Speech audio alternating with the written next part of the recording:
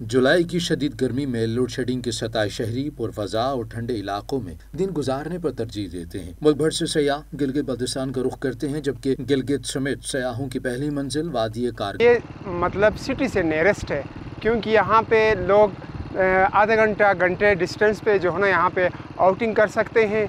और दूसरी बात ये है कि यहाँ पे मौसम ही बहुत ही खुशगवार है, ठंड है और यहाँ पे अपनी फैमिली के साथ यहाँ पे विजिट कर सकते हैं। बहते आबशार, ठंडे पानी के नाले और हसीन नज़ारे यहाँ आने वाले सयाहों को अपने हुस्न में जकड़ लेते हैं। करगा गिलगित सिटी से करीब तरीन टूरिस्ट पॉइंट है।